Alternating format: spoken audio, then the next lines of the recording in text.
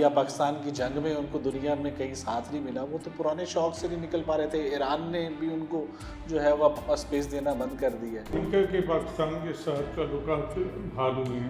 چینی شہریوں کے نقصان کا امریکہ نوٹس لے رہا ہے. انڈیا کی بڑی انویسٹمنٹ جو تھی بلوچستان میں، اس کو ٹرمپ نے ٹیررس کے بعد ایک بہت بڑا جھٹکا یہ دی ہے BLA اور مجید بریگیڈ کو.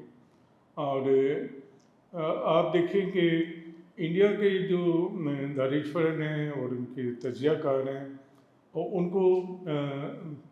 کو ایک طرح سے شاک پہنچا ہے اس خبر سے.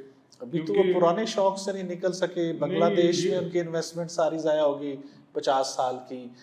یہ حالیہ پاکستان کی جنگ میں ان کو دنیا میں کہیں ساتھ نہیں ملا، وہ تو پرانے شوق سے نہیں نکل پا رہے تھے. ایران نے بھی ان کو جو ہے وہ اسپیس دینا بند کر دی ہے. تو یہ ایک نیا شوق دے دیا. یہ بہت بڑا شوق ہے انڈیا کے لیے اور بہت بڑی خوشخبری پاکستان کے لیے. یہ 14 اگست کے موقع پہ یہ امریکہ کا پاکستان کے لیے سب سے بڑا تحفہ ہے. اتنی بڑی یہ بات ہے، اتنی بڑی اہم بات ہے کہ اس قسم کی تو آرگنائزیشن جیسے TTP کو امریکہ نے ٹیررسٹ آرگنائزیشن ڈکلیئر کر رکھا ہوا ہے پہلے سے، تو اس سے کیا فرق پڑا؟ نہیں، مجید بریگیڈ کا مسئلہ یہ ہے BLA کا کہ یہ آپریٹ ہو رہی ہے انڈیا سے اور انڈیا اس میں براہ راست انوالو ہے. آپ دیکھیں کہ جب یہ آپریشن سندور شروع ہوا تو اس وقت ان کا دعویٰ تھا کہ ہم بلوچستان حاصل کریں گے، اور ان کے دانشور ابھی حکومت سے بار بار پوچھتے ہیں کہ آپ نے تو کہا تھا کہ ہم بلوچستان لیں گے، تو ہمیں نہ کشمیر ملا ہے نہ بلوچستان ملا ہے. انڈینز نے دعویٰ کیا تھا. ہاں، تو بہت سارے یہ دیکھیں نا کہ کچھ ہمارے پاکستانی دانشور بھی ایسے ہیں جو BLA کے ساتھ بڑے اٹیچ تھے ہیومن رائٹس کے معاملات پہ.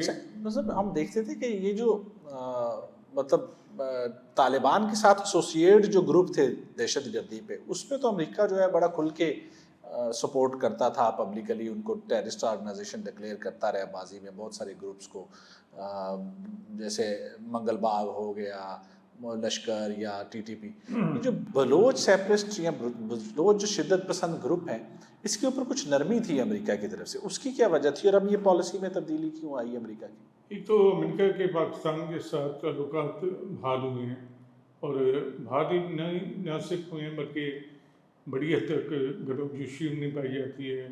اس طرح صدر ٹرمپ نے آرمی چیف کو وہاں بلایا، یہ جو تھی بہت بڑا واقعہ تھا پوری دنیا میں.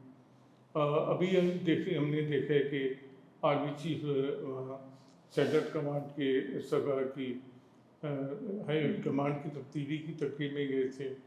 اور ہم نے پھر دیکھا یہ کہ نائب وزیر اعظم اسحاق ڈار جو ہیں، ان کی روبیو سے ملاقات ہوئی، واشنگٹن میں ملاقات ہوئی. آرمی چیف کی ملاقات ہوئی چیئرمین چیف آف اسٹاف سے. نہیں، بیجنگ میں چینی وزیر خارجہ سے طارق فاطمی کی ملاقات ہوئی روس میں. اور تو سارے سفارتی موضوع پہ پاکستان میں ایک کانسٹنٹلی آگے بڑھ رہا ہے، اور اس میں پاکستان کو کامیابی بھی حاصل ہو رہی ہے. دیکھیں، یہ ایک بہت بڑا واقعہ ہے اور بہت بڑی خوشخبری ہے پاکستان کے لیے. اچھا، اس میں جو انہوں نے اسٹیٹ ڈپارٹمنٹ کا جو پریس ریلیز ہے جس میں انہوں نے بتایا ہے کہ پابندی لگائی ہے، اس میں 2 بڑے اہم واقعات ہیں. انہوں نے اس میں مینشن کیا ہے کراچی ایئرپورٹ کے واقعے کا کہ BLA اس نے تسلیم کیا اس میں خودکش حملے کو. اس کے علاوہ گوادر پورٹ کے اوپر جو حملہ ہوا اس کا ذکر ہے اس میں. یہ دونوں حملے تو چینی شہریوں کے اوپر ہوئے تھے اور امریکہ ان کو مینشن کر رہا ہے. یہ بڑی عجیب بات ہے کہ چینی شہریوں کے نقصان کا امریکہ نوٹس لے رہا ہے. اور اصل میں یہ نوٹس، اس کا مطلب یہ کہ جو اب CPEC کے حوالے سے ہم کہتے تھے کہ CPEC کے اوپر پاکستان میں جو چینی سرمایہ کاری اس سے امریکہ کو کوئی تشویش یا وہ ہے، وہ شاید اب کم ہو گئی، ہم اسے کہہ سکتے ہیں. نہیں، کیونکہ یہ بھی خبریں آ رہی ہیں کہ شاید امریکہ بلوچستان میں تیل کے ذخائر کی ایکسپلوریشن کے لیے اور ارتھ منرلس کے لیے اس کی دلچسپی بڑی ہے، تو وہ نہیں کبھی چاہے گا کہ جس علاقے میں وہ کام کر رہے ہیں وہاں دہشت گرد تنظیمیں پڑے۔